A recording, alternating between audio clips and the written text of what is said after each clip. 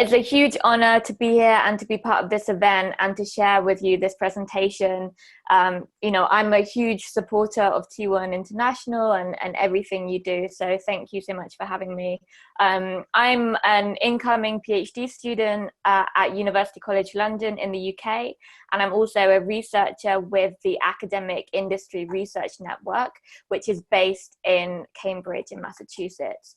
And I'm here today to tell you a bit about some research that I've conducted with colleagues on the corporate governance of the 3 dominant pharmaceutical companies that manufacture analog insulin. I'm sure I don't need to tell you who they are. It's Eli Lilly, Novo Nordisk, and Sanofi. And so specifically, our research has sought to understand what the relationship between shareholders, list price increases, and the way the companies have distributed profits from insulin sales is. We think that analyzing the ways that profits are allocated by a company can tell us a lot about what drives drug list price increases. So this is quite an unorthodox way to start a presentation, but I'm going to try and grab your attention early with a quick game. So to get going though for this presentation, I just wanted to make sure that everyone understands what we mean by shares, as they're quite important for what I'm going to discuss and also for this game that we're about to play. I'm hoping everyone knows or has an idea of what a shareholder is. So it's literally a holder of shares in a company. Corporate shareholders can include institutional investors, pension funds, and wealthy individuals. Companies basically sell shares as a way of accessing financing, and a share basically entitles the holder to a share of future profits or losses, and also some kind of influence or control over the strategy of the company. Shareholders benefit from shares in 2 ways.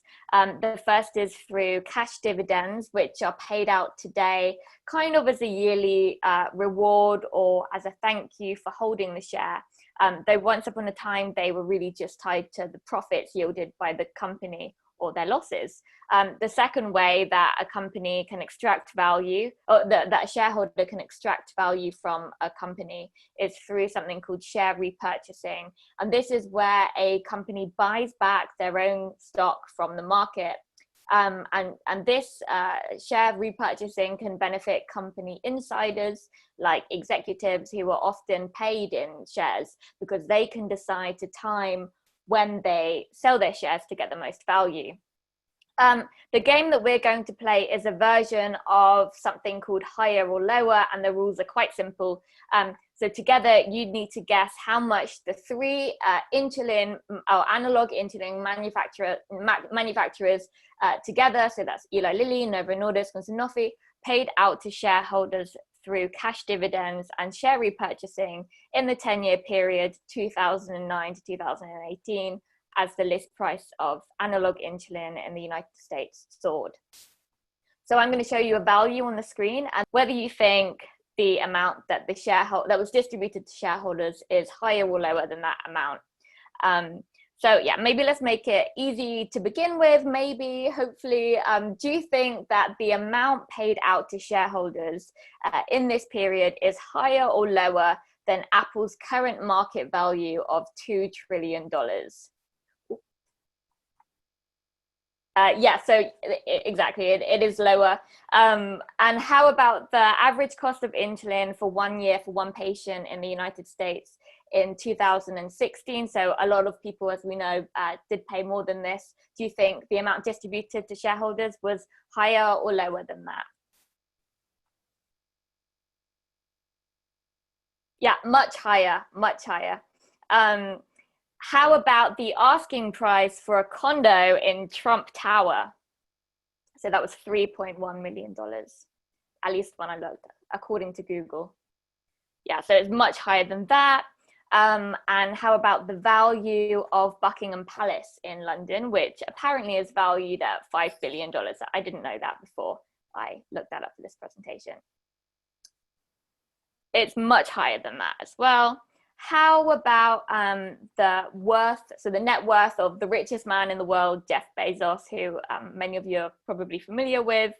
So he's currently worth, after coronavirus crisis, $196 billion.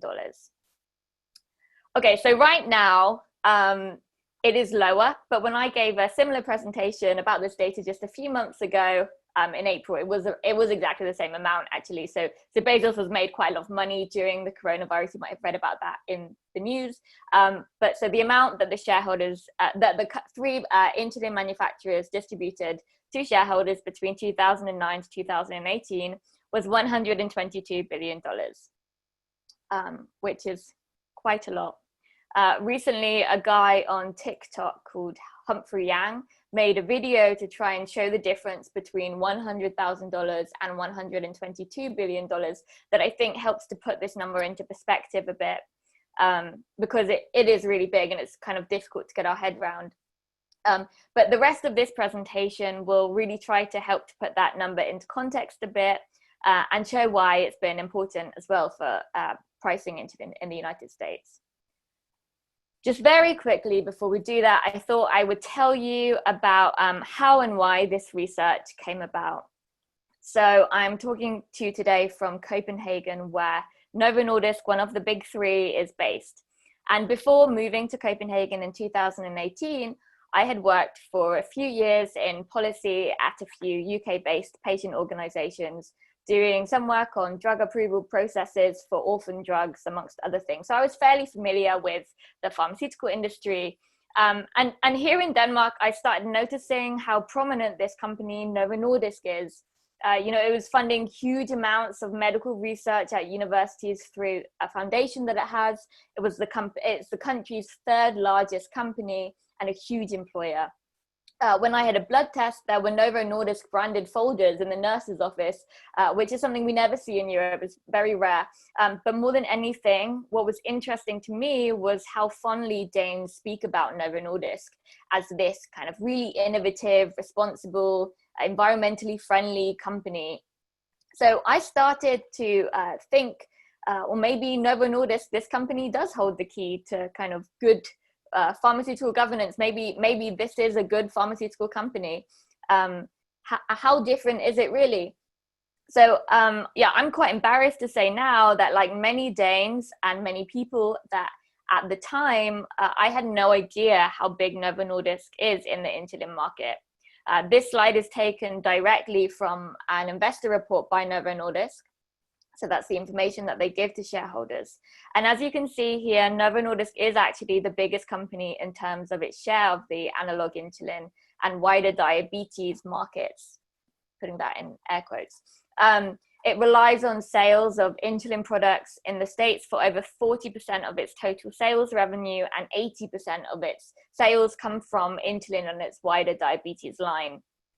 So I knew there was an insulin crisis in the States when I first started looking into this company, but I still hadn't put two and two together until I started analyzing the company's financial reports. And now, just to be really clear, and as this presentation will show, Novo Nordisk and even the other manufacturers are not solely responsible for insulin list price increases in the United States, but they do ultimately set the list prices, and they're a really important actor. So my research with Professor Bill Lazonik focuses on the corporate governance of the insulin manufacturers, because we think that by understanding where the higher profits from insulin sales have gone as the list prices of insulin products have increased, we can understand what is driving those price increases. So we ask, who benefits when the price of insulin increases? Is it solely intermediaries like pharmacy benefits managers, which is a claim that is often made, or do the manufacturers also get some of the profits? And then what do they do with those profits? Do they invest them in research and development to develop new drugs, or do they just distribute them to shareholders? And I wanted this presentation to not just be informative, which I hope it is, but also hopefully useful. So I'm going to frame the rest of it in terms of three really common arguments that are made against regulating insulin prices in the United States. So you can use the actual data from the actual company reports in your activism and organizing. So these three kind of core arguments that we hear quite a lot are, first of all, that manufacturers haven't benefited from list price increases. So it's the intermediaries. Second, that high prices are needed to fund research and development in new drugs. And thirdly, that manufacturers' profits are just compensation for their earlier drug development. So the first argument is that manufacturers haven't benefited from list price increases. To begin, our analysis of the company's financial data looked to establish whether these manufacturers have actually seen increased revenue from insulin sales as the list prices have increased. And this is really important to establish because, as you probably know, the manufacturers and kind of wider industry claims have been that they haven't benefited from list price increases, that this additional revenue has in fact just been captured by intermediaries in the supply chains like pharmacy benefits managers. Now, it's indisputable that a huge chunk of the value of insulin product list prices is captured by these intermediaries. Like, no one is denying that. And it's important to recognize that these intermediaries have a really big stake in list prices increasing. The amount returned to intermediaries is based on list prices, and list prices have soared at a far higher rate than net prices, which is the amount that is returned to manufacturers. We don't focus too much on these intermediaries that you can see here in our research, really because a lot of attention has already been paid to these actors, even though it's ultimately the manufacturers that ultimately set the list prices. If anyone is interested in finding out more about these intermediaries, there is a really great book by an academic called Robin Feldman that's nice and accessible and explains everything really clearly that I can recommend. But in any case, we found that manufacturers' revenue from insulin products also increased in the 10-year period between 2009 to 2018, meaning that they also benefited from price increases. So we found that their annual net revenue from insulin products across the three companies was on average $6.3 billion. So that's 44% higher than 2009 for the years 2010 to 2018. So that's quite a big difference, and it was driven primarily by revenue increases in the United States. I realize that some of you will already kind of know some of this stuff. Some of you might have seen some of this data on Twitter, for example, or you might, or most of you probably have guessed that this is what's happening. And I kind of recognize that it can be quite difficult to hear. So I can't see any of you, but I hope everyone's doing okay. As we were doing this research, a really important paper was published by some researchers at the University of Pittsburgh, which also showed that net prices, so the amount returned to the manufacturers, had increased by 51% in this period. So that kind of supported our findings. So now we know that the companies have seen higher revenues from insulin. How have they actually distributed these higher profits? A really common argument that we hear all the time from not just the industry, but also researchers and neighbors, family members, doctors, is that these higher drug prices are what funds future drug development. Drug price increases, we are told, are needed because the costs of developing a medicine have increased. Now, it's true that getting a completely new innovative drug to market is a lot more expensive than it was, say, in the 50s. But across the wider pharmaceutical industry in the United States, we see from the company's financial reports that these huge profits that the companies make are not, in fact, primarily being allocated to research and development. So my research colleague, Bill Lazonik, and others have done extensive research on this that shows that, in fact, an increasingly higher proportion of profits across the biggest pharmaceutical companies in the United States have been returned to shareholders. And unfortunately, as it turns out, it is also true in the case of insulin manufacturers. So in these 10 years, as list prices grew, the amount that was actually allocated to R&D relative to the amount distributed to shareholders actually decreased. And even if companies had used the profits in this way, it's also important to push back, as I'm sure most of you do anyway. It's important to really push back on this quite well-established idea that it is patients requiring a medicine that should be footing the bill for future innovation. Why only patients? Why only those of us with chronic diseases? Why aren't these costs shared between everyone? And the final argument is that these higher prices are a retrospective reward for the development of these drugs that occurred earlier on in their life. So this line, it has been even put forward by insulin manufacturer executives. So Novo Nordisk's North America Chief Medical Officer argued in 2017 that while the leaps made in newer insulins may not have been as significant as developments in earlier insulin formulations, and he said, and I quote, "If you look at the advancements from where we were 25 years ago, it's been considerable." So the argument, basically, this argument assumes that it is the manufacturers that bear the greatest cost of developing a drug simply because they are the actor that holds the market exclusivity rights for it.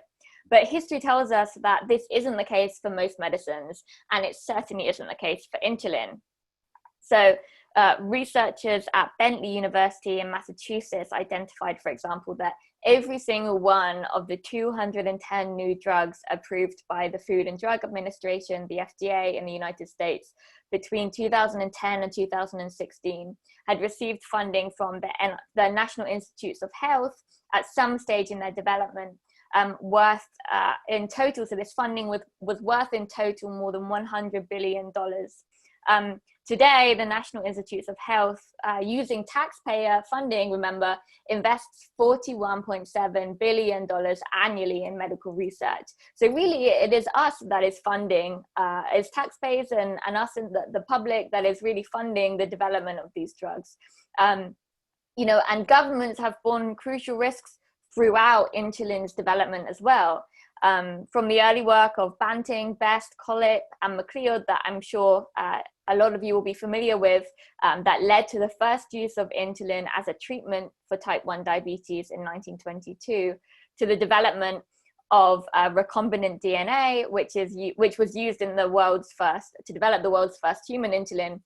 Today's insulin formations owe their evolution in no small part to public institutions and investments across the 20th century.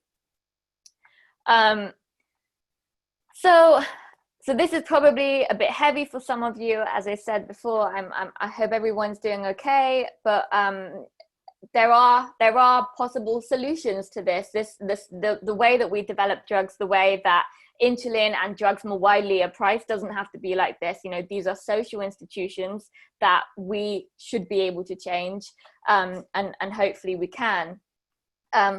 Fundamentally, it goes without saying that we need a system where everyone who needs a medicine can get access to it, where patients don't need to sell their house or their car or move abroad or risk their life trying to get access to the thing they need to survive. I'm pretty sure everyone here can agree with that, and actually most people do, which is something we can be optimistic about.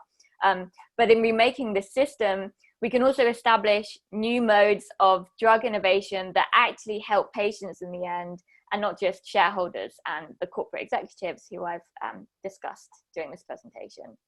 So some solutions of what that kind of new structure could look like include a public manufacturer of insulin, which could be established, that produces analog insulin, which these products have really existed in their current form for 25 years now, to ensure no patient who needs it goes without their prescription. These manufacturers could exist at the state, municipal, or regional level, and this has been proposed in more detail elsewhere. So I can send some links to that if anyone's interested in reading about some of those plans. But in the absence of this, our second proposal would be for price caps to be introduced for insulin, as exist in the majority of OECD countries, and have been introduced or proposed in some US states as well. And price caps are not necessarily the way of transforming the system the system of drug development and provision in the long run, but they would of course improve access for patients. and also undermine this kind of warped flow of payments that exist in the supply chain that allows all of these intermediaries to access and extract profits on the basis of list prices. And finally, we need reform of corporate governance rules to limit these stock buybacks and cash dividends, at the very least, when decisions can be shown to bring harm to citizens, as when executives increase list prices in ways that limit patient access. A final and I guess more radical idea that I will finish with would be regulating how the companies spend their profits and price their products altogether. So the whole system, which is something that we're certainly starting to think about in our research. I left my email address and Twitter account, and you should feel free to get in contact with me on there if you have any other questions about the presentation. But thank you so much for having me. Just to quickly begin, the book that you had mentioned, was that Drugs, Money, and Secret Handshakes, The Unstoppable Growth of Prescription Drug Prices? Yes, it was. Yeah. Thank you. So why in America can pharmacy benefit managers, PBMs, drive prices so high, while in other comparable countries they may not have that issue? Or do they have that issue? Yes, so I mean, you're completely right. The system that exists in the US, not just for developing drugs, but for accessing drugs, is very different to systems that exist basically everywhere else in the world. Pharmacy benefits managers, PBMs, originally developed in a way or to serve a purpose that could arguably be in patients' interest. So they originally emerged as a way to help health insurance get or kind of negotiate prices in the interest of health insurance and in the interest of patients. That's kind of how they emerged. But they've become this really concentrated sector. So that means that there's very few companies involved, and they now have huge leverage over the price of drugs. Why that system exists in America and nowhere else? I mean, it's a good question, and we would argue now that we can't see it through our research where pharmacy benefits managers in particular actually add value. So what are they actually doing for patients now? What are they doing for health insurance companies now? Like the purpose that they were originally developed to address, or the challenges that they were originally developed to address, they're not serving that purpose now. So what are they doing? So it's a good question. I have a personal opinion that they do not currently serve a purpose. I think in a lot of aspects, not serving their original purpose is a continuing theme in this area. So what will be the ways to push for public manufacturing of medicine outside of the US, especially in Europe, where most people have access to free insulin, even if the social states are paying a high price to big pharma as well? So there was a really good paper published, a kind of policy paper that was developed with some patient groups in the US and some of the Medicare for All campaign groups last year by, I will share the paper with you later on, by someone called Dana Brown, and it basically offered a kind of blueprint for how these manufacturers could be established. And the idea behind this was that for drugs where they have existed for a long time and they have a huge kind of patient base, then there's no reason why there shouldn't be a public manufacturer for them other than the kind of IP infrastructure that exists at the moment. I think there is a movement already that is calling for that, and I'll try and share some links at some point with this audience, and then hopefully you can read more about what's happening there with the public manufacturer push. Absolutely. Thank you for sharing that. Dana's paper is incredible. It's just a really excellent report. So is it true that distributors contribute to the high cost of insulin to patients? Yeah, and this is something that Robin Feldman explains very clearly in her book, that basically, so Robin Feldman wrote the book, I can't remember what it's called now. Eli, you just mentioned what it's called, but Robin Feldman wrote a book about how all of the intermediaries in the supply chain for accessing medicine in the United States basically serve to benefit from list prices. So distributors as well are not as we don't think they're as significant as pharmacy benefits managers, for example, and they don't set the list prices. So it's the manufacturers that set the list prices, but distributors benefit from high list prices and therefore serve to benefit from it. Yeah, absolutely. Everyone gets a little piece of the broken system, except exactly, yeah. And we may need more than 2 minutes to talk about this one, but we'll try to keep it brief. This is complex, but I wonder, would eliminating employer-funded health insurance help to lower the price of insulin? I'm not sure that I'm best placed to answer that question. I think fundamentally, if employer-funded insurance didn't exist, then the under alternative systems, we may similarly see high insulin prices owing to the other kind of wider challenges that exist in terms of kind of value extraction by the manufacturers, by the range of intermediaries that exist. So that was what I was discussing earlier. So I'm probably not best placed to answer that question, if I'm honest, because I'm not an expert on the different insurance schemes that exist in the United States. But I would say that if all of these wider things remain in place, then I imagine, or I anticipate that unfortunately it probably wouldn't change it significantly.